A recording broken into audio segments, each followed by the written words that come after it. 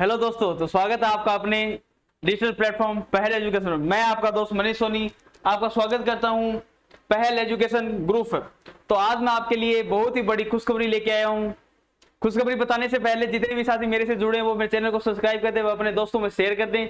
ये खुशी उन लोगों के लिए है जिन्होंने अभी अपनी बीएससी या बीएससी डिग्री कंप्लीट कर ली है, अर्थात 4 साल की BSc degree complete, agriculture BSc degree complete कर ली है। ये खुशखबरी ओनली उन्हीं के लिए है और जो अभी या फिर लास्ट ईयर है, जिनकी लास्ट ईयर चल रही है। 1 नवंबर तक डिग्री उनके पास उनके हाथ में होगी और उनके लिए भी एक खुशखबरी मानी जा सकती है।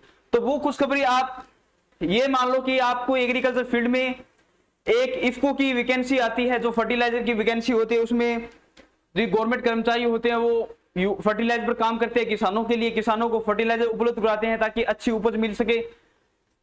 वो वैकेंसी आज कृषि बोर्ड ने आपके लिए जारी कर दी है, उसका नोटिफिकेशन दे दिया है। अर्थात उसका क्या प्रोसेस रहेगा, उसमें क्या मैटर आने वाला है, फॉर्म अप्लाई कब से कर सकते हैं, सैलरी कितनी है, उम्र अवेलेबिलिटी कितनी होगी, वो आज हम इस लेक्चर में चर्चा करेंगे। तो तब तक आप जितने भी साथी जुड़ो, एक बार चैनल को सब्सक्राइब कर दें, शेयर कर दें।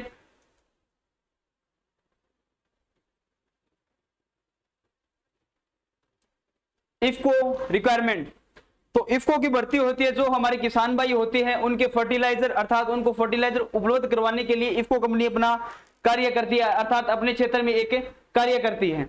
तो ये एक अच्छी वैकेंसी है, अर्थात इसमें सैलरी भी अच्छी है। कौन कितने पद आने वाले हैं, कौन कौन सा स्टूडेंट इसमें भाग ले सकता है, अर्थात अपना फॉर्म अप्लाई करा सकता है, तो वो हम देखेंगे आगे। और ये वैकेंसी किसके थ्रू आती है, अर्थात इसका आवेदन अर्थात या इसकी वैकेंसी किसके थ्रू आती है, तो इसकी वैकेंसी एजीटी की थ्रू आती है, एग्रीकल्चर ग्रेजुएट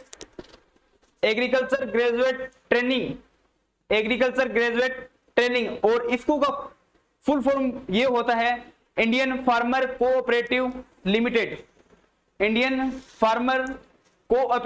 लिमिटेड। तो ये वैकेंसी अर्थात इसका आवेदन एजीटीए के थ्रू होता है, एग्रीकल्चर ग्रेजुएट ट्रेनिंग। और नोटिफिकेशन इसका दे दिया है 2023 में, इसका नोटिफिकेशन निकाल दिया गया है। तो आप इसके लिए कौन कौन सी इसके लिए योग्यता रहने वाली है, अर्थात कौन कौन से स्टूडेंट इसके लिए फॉर्म अप्लाई कर रहे हैं, वो हम चर्चा करेंगे अब।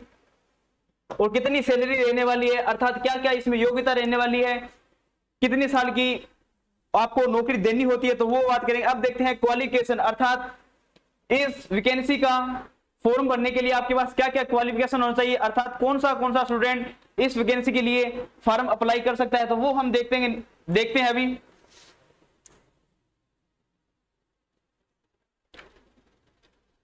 इफको वैकेंसी की पहली शर्त 4 ईयर बीएससी एग्रीकल्चर रेगुलर, अर्थात जो स्टूडेंट बीएससी एग्रीकल्चर रेगुलर कर रहा है, अर्थात 4 साल की उसके बाद डिग्री है। Those candidate who final semester are accepted November 2010 can also, जिसके पास 4 साल की डिग्री है, सीधी सी बात यह है, जिसके पास 4 ईयर डिग्री है, अर्थात 4 ईयर डिग्री है, उसमें परसेंटेज कितनी होनी चाहिए वो बात हम करेंगे नेक्स्ट में अभी। तो जिसके पास 4 ईयर 4 साल की डिग्री है वो इस फॉर्म को अप्लाई कर सकता है। पहली कंडीशन ये है कि जिसके पास 4 साल की डिग्री है, जिसके हाथ में 4 साल की डिग्री है, वो फॉर्म अप्लाई करवा सकता है। सेकंड कंडीशन, जनरल व ओबीसी के लिए कितने मार्क्स चाहिए और एसटी व एससी के लिए कितने मार्क्स चाहिए। जो जनरल है अर्थात ओबीसी में है उनके लिए मार्क्स चाहिए कम से कम 60% मार्क वाला, अर्थात जिसके पास agriculture BSc regular 4 year degree है, अर्थात 60% से उसने पास की है, तो वो फॉर्म अप्लाई करवा सकता है, अन्यथा फॉर्म अप्लाई नहीं करवा सकता। जो एससी एसटी वाले हैं उनके 55%, जिनके पास डिग्री 55% की है, वो इफको के लिए आवेदन करवा सकता है। और नेक्स्ट कंडीशन है इसके अंदर, candidate who have pass BSc in agriculture degree in 2020, जिसके पास अर्थात वो कैंडिडेट ही इसमें आवेदन करवा सकता है जिसकी डिग्री 2020 से हुई है, अर्थात 2020 से नीचे की डिग्री, 2018 की डिग्री नहीं चलेगी, क्योंकि इसमें इफको मांगता है तो एक युवाओं की पहल है, अर्थात युवाओं को जोड़ने की, अर्थात किसान को युवाओं से जोड़ने की पहल ये चलाई गई है। 2020 से जिसकी डिग्री हुई है वो ही इसमें आवेदन कर सकता है, 2018 से नीचे इसमें आवेदन नहीं कर सकता। और इसमें एज का क्या मसला रहने वाला है वो भी हम देखेंगे आगे कि इसमें एज मेंटेन कितनी रहने वाली है।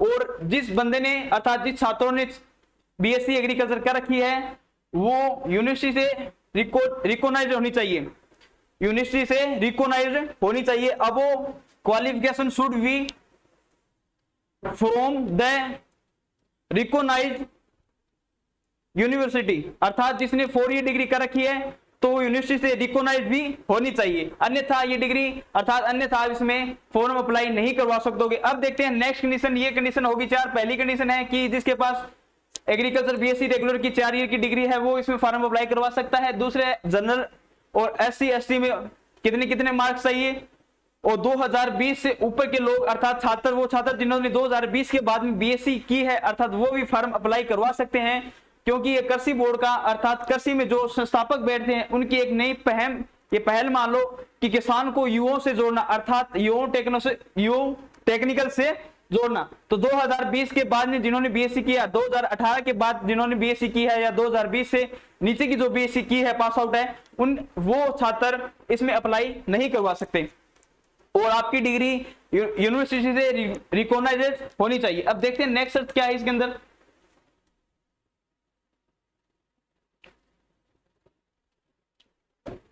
पेपर एज लिमिटेड, अर्थात पेपर की क्या उम्र रहने वाली है, कितनी उम्र तक हम, नेक्स्ट उम्र कितनी होनी चाहिए कि उस उम्र तक हम फॉर्म अप्लाई करवा सकते हैं। तो इसके अंदर 30 साल तक डिग्री होने के बाद मान लो जब व्यक्ति की उम्र 30 वर्ष हो जाती है, अर्थात 30 वर्ष से ज्यादा न होनी चाहिए क्योंकि इसमें युवाओं की एक पहल है। 30 वर्ष से ज्यादा के व्यक्ति अर्थात इसमें फॉर्म अप्लाई नहीं करवाने चाहिए, वो भी 30 वर्ष उनकी 1 अगस्त 2023 तक 1 अगस्त 2023 तक 30 वर्ष हो जानी चाहिए। अगर उसके बाद अगर आपकी 30 वर्ष उम्र होती है तो आप इसमें फॉर्म अप्लाई नहीं करवा सकते हो, ये रहेगी एज लिमिटेड। अर्थात एज का मसला ये है कि अगर आपकी उम्र 30 वर्ष है तो ही आप फॉर्म, 30 वर्ष से नीचे है तो भी करवा सकते हैं अगर आपके पास डिग्री है तो। अगर 30 वर्ष निकल गई आपकी डिग्री, अर्थात 30 वर्ष से आप ऊपर हो गए तो आप इसमें फॉर्म अप्लाई नहीं करवा सकोगे। अब देखते हैं हम नेक्स्ट, ये तो एज का मसला हो गया। सिलेक्शन प्रिपरेशन, अर्थात जब आप इसको का एग्जाम भरवाओगे तो एग्जाम भराने से तो कोई सिलेक्शन होगा नहीं, कुछ पढ़ोगे तो भी सिलेक्शन होगा। तो सिलेक्शन का प्रिपरेशन क्या रहेगा, क्या क्या पैटर्न आने वाला है, आपको कौन सा पैटर्न पढ़ना होगा, वो भी इसके अंदर एक सिस्टम है। तो पहला इसमें 3 एग्जाम होने वाले, अर्थात 2 एग्जाम होंगे, एक साक्षात्कार होगा, इंटरव्यू। पहला होगा प्री एग्जाम जो होगा ओपन एग्जाम, अर्थात आपके घर बैठे आप लैपटॉप पर या कहीं कंप्यूटर सेंटर में आप इफको की साइट पर जाके अपना रजिस्ट्रेशन कर सकते हैं। आपके पास मेल से नोटिफिकेशन आ जाएगा कि इस दिन तेरा एग्जाम है, तो आप कहीं भी लैपटॉप के माध्यम से इंटरनेट के माध्यम से जुड़कर वो एग्जाम दे सकते हैं। कई अभी तो खुशी होंगे कि लैपटॉप बैठ के मैं नकल मार लूंगा, तो ऐसा कुछ नहीं होने वाला क्योंकि उसमें टाइम लिमिट होगा। जब तक आप क्वेश्चन पढ़ोगे तो शायद इतना ही टाइम मिलेगा कि आप 4 ऑप्शन देख सकोगे और क्वेश्चन पढ़ सकोगे, न कि दूसरे में देख सकोगे कि हम इंटरनेट पर देख लें कि इसका क्या होगा उत्तर। ऐसा नहीं होता कि उसमें टाइम लिमिट होता है, वो खुशी ना जाए। आप अपनी मेहनत पर भरोसा रखें। तो पहला है प्री एग्जाम जो ओपन होगा, इसमें कोई सेंटर नहीं दिया जाएगा, आपको मेल के माध्यम से बताया जाएगा कि इस दिन आपका एग्जाम है, वो भी आपके घर पे, न कि आपको किसी सेंटर पे बुलाया जाएगा। अब है मेन एग्जाम, जब आपका प्री क्लियर होता है, मान लो आपका प्री क्लियर हो गया खुशी खुशी, तो अब बारी आई मेन की। मेन में आपको एक निर्धारित सेंटर दिया जाएगा, अर्थात वहां पर आपको परीक्षा पैटर्न अर्थात परीक्षा के सिलेबस के अनुसार क्वेश्चन दी जाएगी। वो सिलेबस के बारे में हम आगे चर्चा करेंगे। तो पहला हो गया हमारा प्री, दूसरा हो गया मेन। मान लो आपका प्री क्लियर हो गया, मेन में आपने पढ़ के प्री क्लियर कर दिया, अब बच गया अपना इंटरव्यू। तो कृषि बोर्ड ने एक ये भी शर्त रखी है, जहां पर आपका इंटरव्यू होगा अर्थात जहां पर आपको बुलाया जाएगा वहां से आपके घर से इंटरव्यू स्थान तक जितना भी आपका किराया लगता है, जितना भी आपका पैसा खर्च होता है, वो खर्चा आपका कृषि बोर्ड देगा।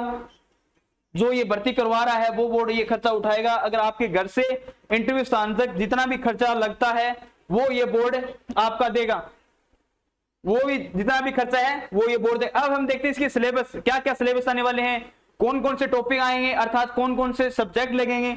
तो वो एक सबसे बड़ा इशू रहता है कि आपने नॉर्मली इफको का एग्जाम भरवा दिया और आपको पता ही नहीं कि सिलेबस क्या क्या आने वाला है। तो अब हम बात करेंगे उस सिलेबस पर कि क्या क्या सिलेबस आने वाला है और कितना कितना आने वाला है, कितना कितना बाहर रहने वाला है, एग्रीकल्चर का कितना बाहर रहने वाला है, अन्य सब्जेक्ट का कितना बाहर रहने वाला है। तो पहले बात करते हैं एग्जाम पैटर्न पर, क्या एग्जाम पैटर्न रहने वाला है। ये आपके लिए एक महत्वपूर्ण तथ्य है कि एग्जाम पैटर्न हमारा क्या रहने वाला है।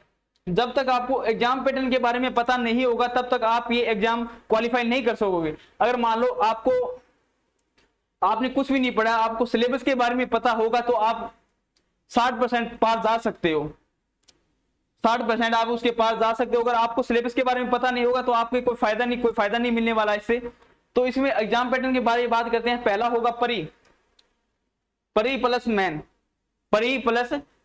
परी होने वाला है आपके घर पे, मैन होने वाला है आपको सेंटर दिया जाएगा और इंटरव्यू का भी आपको स्थान बताया जाएगा, जहां तक जाने का किराया आपको कृषि बोर्ड के माध्यम से अर्थात मिलेगा। तो परी, और इसमें एग्रीकल्चर का बाहर रहने वाला है अंक बार 100 क्वेश्चन, एग्रीकल्चर के रहने वाले हैं 100 क्वेश्चन, अर्थात आपका जितना भी एग्रीकल्चर का मैटर आएगा वो 100 क्वेश्चनों में आएगा, 100 क्वेश्चनों के माध्यम से वो मैटर आएगा। वो मैटर टॉपिक वाइज अगर हमें नया अपडेट मिले तो हम टॉपिक वाइज वो आपको बता देंगे कि 100 क्वेश्चनों में क्या क्या मैटर आने वाला है। तो एग्रीकल्चर रहने वाली है सर्वाधिक, इसमें 100 क्वेश्चन आएंगे एग्रीकल्चर के। इसके बाद में इंग्लिश, मैथ और रीजनिंग, इसके आने हैं 50 क्वेश्चन। ये हो गया आपका 150 नंबरों का हो गया पेपर, और इसमें टाइम लिमिट होगा 45 मिनट, 45 मिनट होगी इसमें टाइम लिमिट, अर्थात आपको 150 क्वेश्चन 45 मिनट में ही करने हैं। और इसमें नेगेटिव मार्किंग ये कोई झंझट नहीं है, आपकी चाहे मन करे 150 में से 150 करो, 150 में 70 करो, आपका मन करे उतने क्वेश्चन कर सकते हैं। मेरी तो यही रहेगी कि आप 150 में से 150 क्वेश्चन करो, क्योंकि नेगेटिव मार्किंग इसमें है नहीं, तो आपका कोई अन्यथा या ये नंबर तो कटने वाला नहीं है। तो आप 150 में से 150 क्वेश्चन ही करने की सोचो, नेगेटिव मार्किंग है नहीं। और एग्रीकल्चर आएगी 100 क्वेश्चन आएंगे, मैथ, इंग्लिश, रीजनिंग, ये 3 सब्जेक्ट हैं जिनका अंक बाहर रहने वाला है 50 क्वेश्चन और 45 मिनट मिलेगी। और पेपर मोड होगा सीबीटी, अर्थात आपका पेपर मोड होगा सीबीटी। जो भी पेपर होगा, चाहे मैन मान लो, परी मान लो, वो कंप्यूटर के ही माध्यम से होगा, आपसे लिखित में कुछ भी नहीं लिया जाएगा। जितना भी आपसे परी होगा, आपका मैन होगा, वो सीबीटी मॉडल पर ही आपका एग्जाम होगा। तो ये बात कर ली हमने इसके एग्जाम पैटर्न की। अब हम बात करते हैं इसकी सैलरी कितनी होती है। मान लो आप इफको लग गए, आपने सोचा सर हमने तो फॉर्म भरवा दिया, हम इफको में लग गए, तो हमारी सैलरी के बारे में भी बता दिया जाए, आपकी सैलरी कितनी होगी। जिनके मन में सैलरी के लड्डू फूट रहे हैं वो मिठाई भेज दें, क्योंकि आप लग तो चुके हो, अभी मिठाई भेजनी तो आपका जाहिर सा है, क्योंकि आपकी सैलरी आने वाली है। इफको में आप लग चुके हो तो आपकी सैलरी तो आएगी। तो इसमें सैलरी के शुरू रहने वाला है, दो स्टेप होते हैं इसमें सैलरी के। पहला स्टेप हो जाएगा, आप इसमें नौकरी होती है 3 साल तक। 3 साल तक आपकी एक साल चलती है पहली ट्रेनिंग, सामान्य ट्रेनिंग, फिर जनरल ट्रेनिंग। पहले चलती है सामान्य ट्रेनिंग, ट्रेनिंग में आपका इशू रहता है 33,700 रुपए, 33,700 रुपए, ये होती है 1 ईयर, 33,700 रुपए होती है 1 ईयर। इसके बाद में इसकी इंक्रीज या एग्रीमेंट लग सकता है, वो बोर्ड निर्धारित करेगा कि आपको कितना एग्रीमेंट दिया जाए, कितना आपके पहली सैलरी में कितना एग्रीमेंट लगाया जाए। तो पहली सैलरी होती है 37,700 रुपए पहली सैलरी होती है।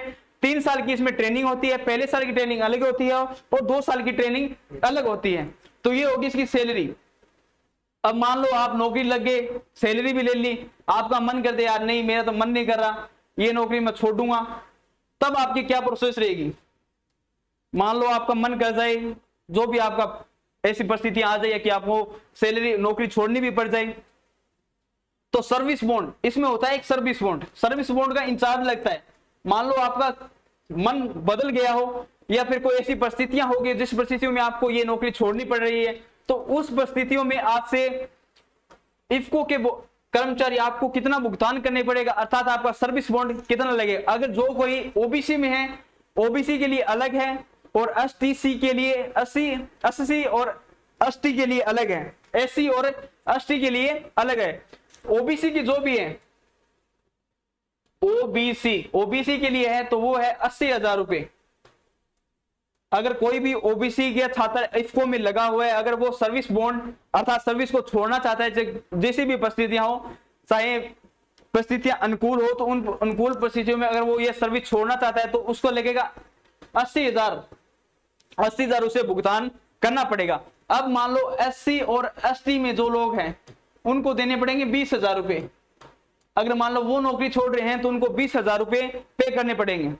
तो ये हो गया इसका सर्विस बॉन्ड, ये हो गया इसका सर्विस बॉन्ड। हमने सैलरी की बात कर ली, आप सैलरी ले ली, लग गए, घर पे भी आ गए।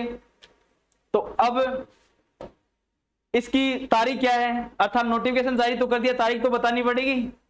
बिन तारीख आप कैसे भराओगे, तो इसकी तारीख है 10 अक्टूबर 2023।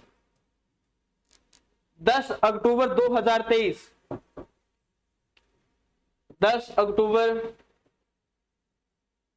2023।